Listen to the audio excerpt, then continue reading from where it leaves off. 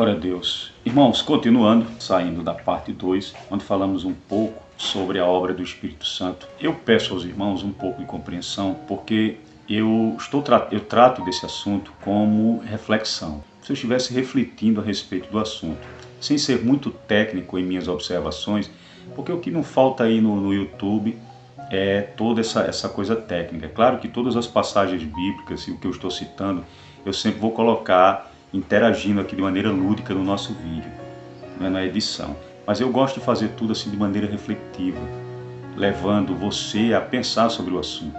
Existem bons livros aí que tratam dos dons espirituais, aqueles que são cessacionistas, aqueles que são continuistas, todos eles têm bons livros que nos trazem assim, muito a nos ensinar. Eu falei no outro vídeo a respeito, eu estava terminando a respeito do Espírito Santo, como a importância do Espírito Santo na igreja. Não é tão importante, de suma importância, porque foi o próprio Jesus Cristo que falou da importância do Espírito Santo no desenvolvimento da igreja dele. Agora ele deu ao Espírito Santo, foi dado ao Espírito Santo essa liderança da igreja. A igreja agora está sobre a égide dele, do Espírito Santo. Então o Espírito Santo é o Deus Todo-Poderoso interagindo com a igreja. É Ele que geme conosco, é Ele que nos ensina, é Ele que nos orienta, é Ele que nos envia, é Ele que nos capacita, é Ele que nos abençoa, é Ele que nos instrui como falar, é Ele que nos inspira a escrever, é Ele que nos inspira a compor.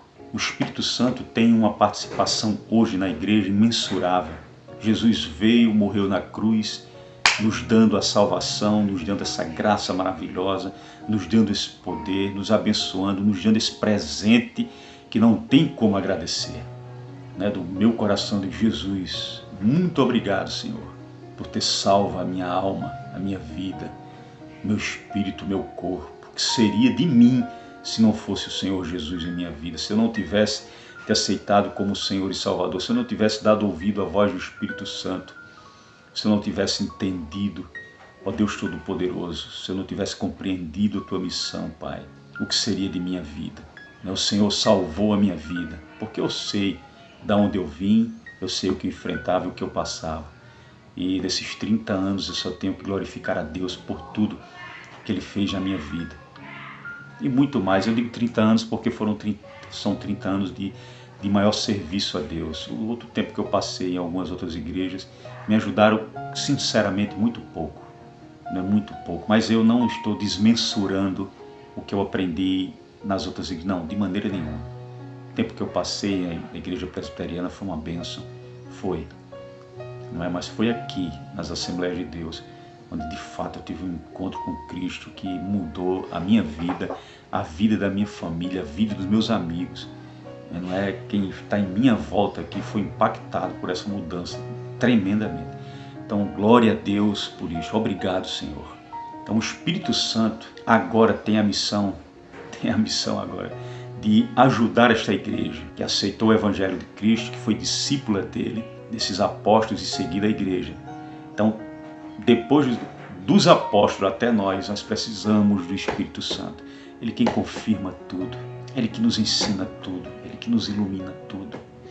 Nós não somos, sem o Espírito Santo de Deus, nós não somos nada. Sem esse poder que Ele tem, nós não somos nada. Como seres humanos normais, nós podemos combater essas forças espirituais sobrenaturais da maldade. Por esta razão, o Espírito Santo veio nos capacitar, nos preparar para esta batalha que nós temos travado até os dias de hoje. E diga-se de passagem, a Igreja Evangélica Brasileira hoje em franco processo de declínio, porque acreditou que os dons do Espírito Santo, que o poder do Espírito Santo está apenas relevado ao passado e que nós não precisamos dele. Ver essa decadência da igreja, para mim, é uma comprovação de que a igreja precisa urgentemente trazer o Espírito Santo para o lugar dele. Nós temos colocado o Espírito Santo apenas como o abajur do móvel que fica no cantinho da parede, lá no quarto da gente escuro. A gente só liga ele para iluminar. O Espírito Santo é o Deus que vive em nós. O Espírito Santo é o Deus Todo-Poderoso que compõe a Trindade Santa. O Espírito Santo é Deus, o Espírito Santo é Jesus. A igreja precisa entender isso. Nós temos que orar ao Espírito Santo, nós temos que adorar ao Espírito Santo. Nós temos que reverenciar o Espírito Santo, porque Ele é Deus. todo o poder está Ele e Ele distribuiu esse poder para a igreja. As chaves do inferno não prevalecerão contra a igreja, disse Jesus. E o Espírito Santo confirmou isso. O livro de Atos dos Apóstolos é uma confirmação disto. Força poderosa nenhuma da maldade, do mal sobrenatural do diabo tem poder contra a igreja, porque o Espírito Santo está aqui conosco. E a gente quer colocar o Espírito Santo como se fosse um abajur de cabeceira. Meu Deus. E agora a gente vai chegar justamente, depois dessa breve reflexão sobre o que é o Espírito Santo, quem é o Espírito Santo. Eu não preciso mostrar aqui, é termo técnico. Está escrito aqui, está escrito ali, porque ninguém precisa mais disso. Vocês leem os textos sagrados, vocês querem ver a participação do Espírito Santo na igreja? Comecem lendo o capítulo 16 de João e vão seguindo Atos dos Apóstolos, as cartas dos apóstolos. Vocês vão ver que o Espírito Santo não é um abajur de cabeceira, só está ali para iluminar, é muito mais do que isso. É o Deus que vive em nós. Agora nós vamos para o terceiro ponto do nosso vídeo, que é onde a gente vai tratar sobre o Espírito Santo.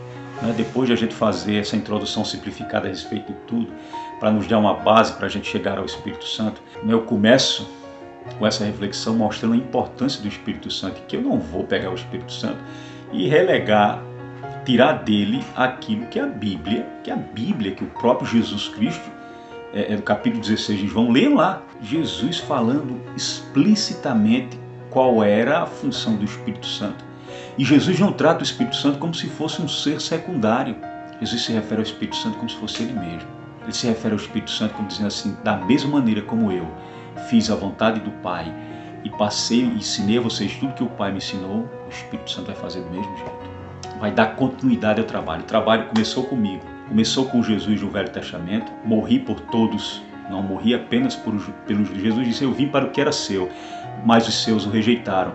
Mas todo aquele que o aceitou como Senhor e Salvador passa a ser filho de Deus, como eram os judeus, já que os judeus o rejeitaram. Então todo aquele que aceita Jesus como Senhor e Salvador, olha o que está escrito aqui no Evangelho de João. Evangelho de João, capítulo 1, versículo 11 e 12, que diz assim, veio para o que era seu, e os seus não o receberam. Mas todos quantos o receberam, deu-lhes o poder de serem feitos filhos de Deus, ao que creem no seu nome.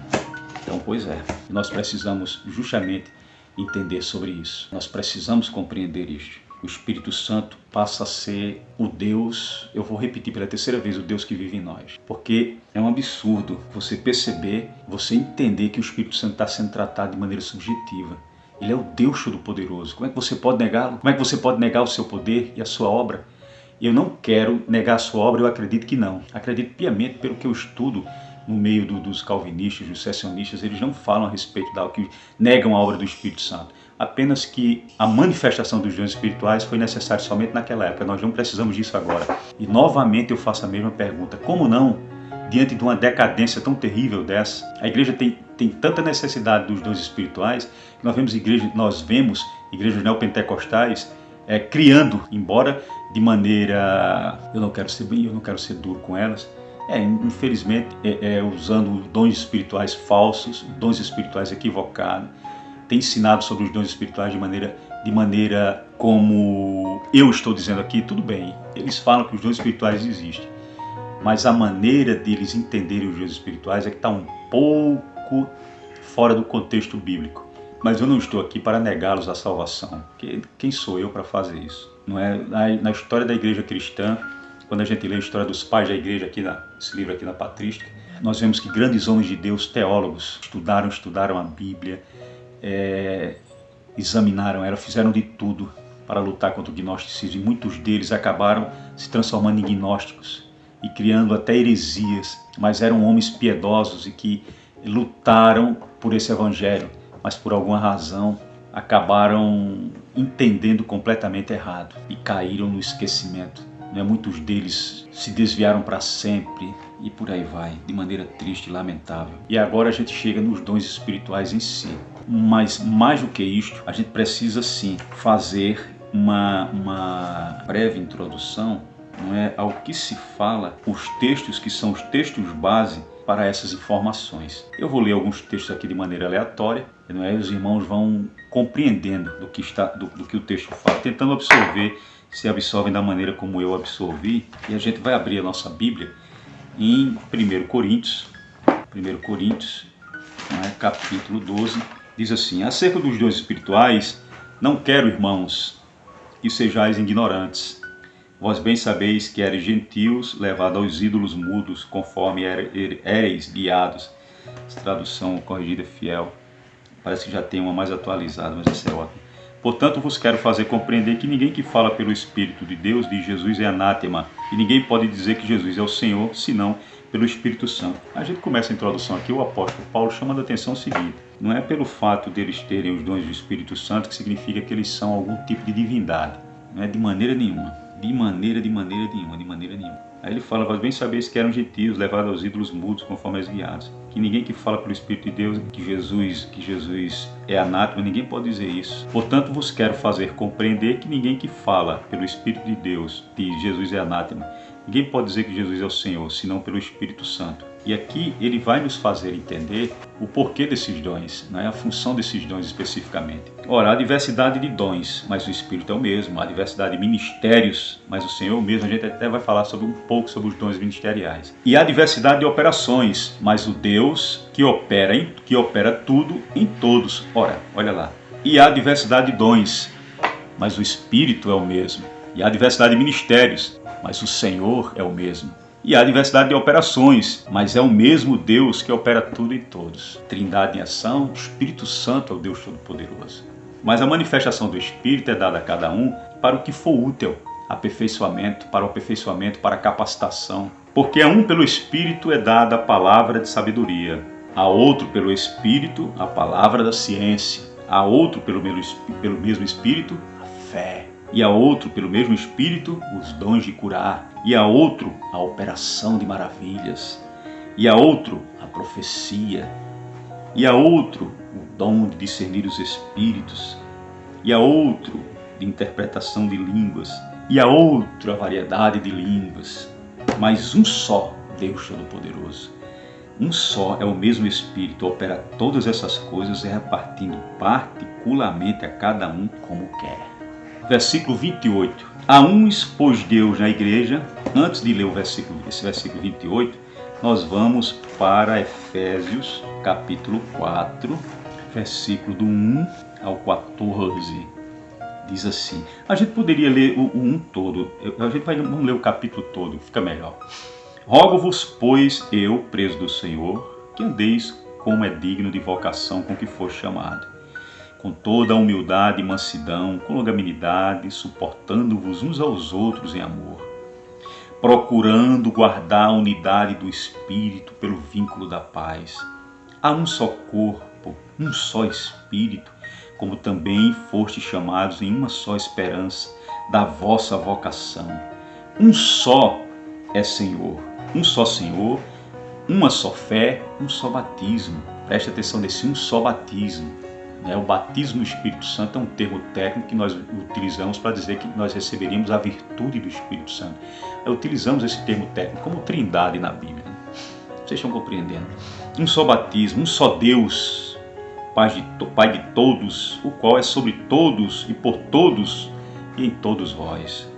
Mas a graça foi dada a cada um de nós segundo a medida do dom de Cristo. Sabe, esse presente, que é dom, também significa presente. A gente vai ver uma exegese da palavra dom, está bem legal. Por isso diz, subindo ao alto, levou o cativo o cativeiro e deu dons aos homens. E ele mesmo deu uns para apóstolos, outros para profetas, outros para evangelistas, outros para pastores e doutores, querendo o aperfeiçoamento dos santos, para a obra do ministério, para a edificação do corpo de Cristo, até que todos cheguem à unidade da fé, ao conhecimento do Filho de Deus, a homem perfeito, à medida da estatura completa de Cristo.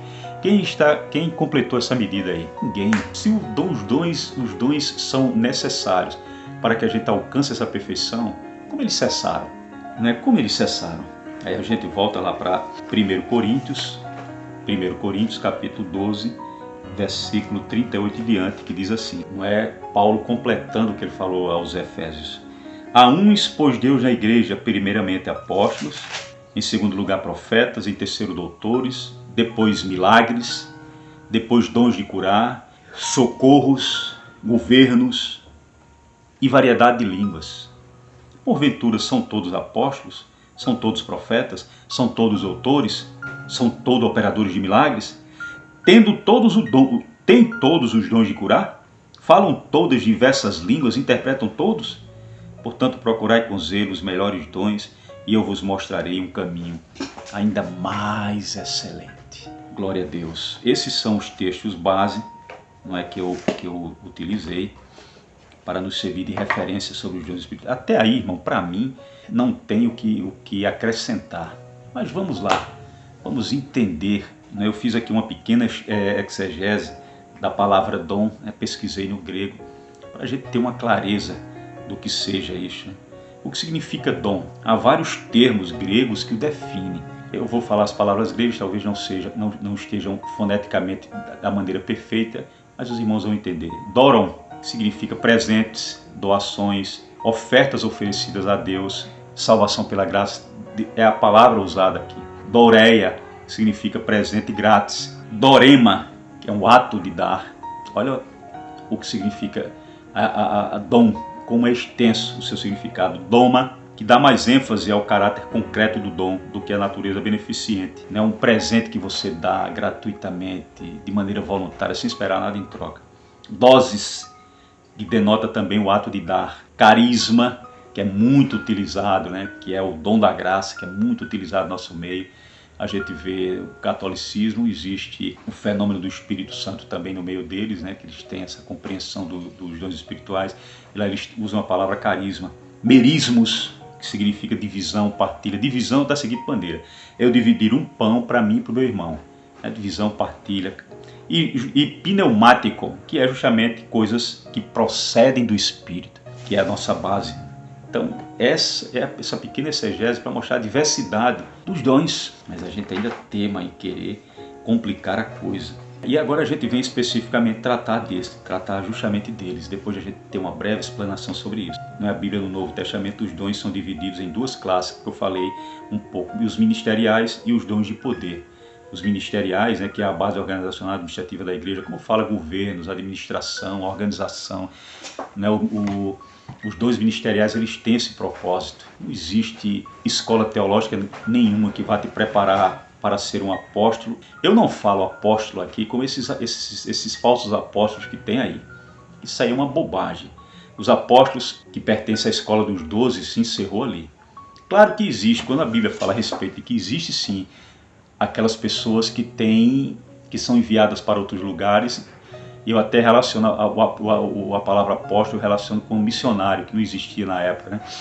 O missionário de hoje é o apóstolo, esse dom de ir a lugares distantes como mensageiros, erigir uma igreja, estabelecer uma igreja, organizar ela. São os apóstolos, os profetas, os evangelistas, os pastores, doutores e etc. Diáconos, presbíteros, são dons, foram separados pelo Espírito Santo para esta obra. E não é uma escola teológica que prepara você. Não adianta uma escola teológica preparar o líder se você não tiver aquela aptidão natural, aquela vocação. Você precisa do Espírito Santo para confirmar a tua vocação, teu chamado. E ele vai te dar o dom da maneira correta. Você pode estudar onde você quiser, mas você precisa da aprovação do Espírito Santo. Não, que absurdo você está dizendo. Não é absurdo.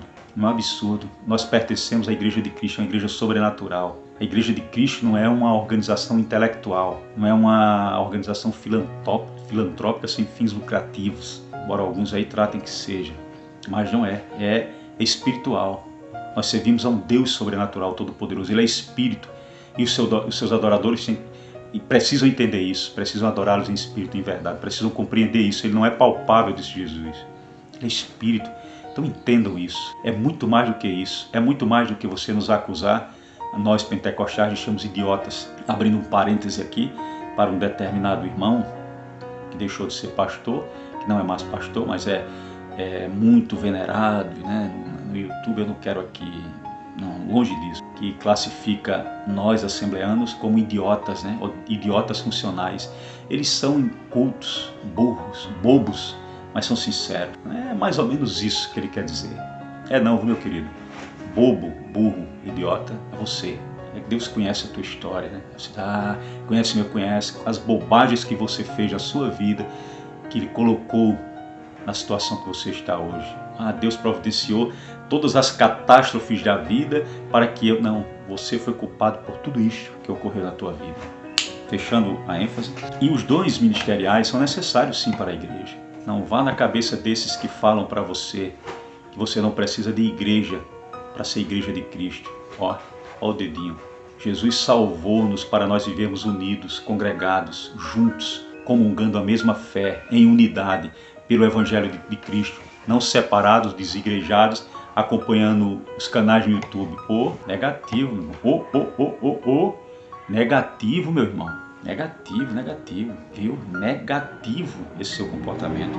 Procure voltar para a igreja o mais urgente possível. Amém? E os dons de poder, que são a sabedoria, a ciência, fé, cura, operação de maravilhas, profecia, discernimento de espírito, variedade de línguas, interpretação de línguas. Eu às vezes fico me perguntando, não é por que esses dons de poder têm que ser jogados no limbo do esquecimento do passado e não para os dias de hoje. Esse é o grande problema, essa é a grande questão. E fico aqui me perguntando aonde a igreja quer chegar com essas observações. Tá certo? Continuaremos no próximo vídeo.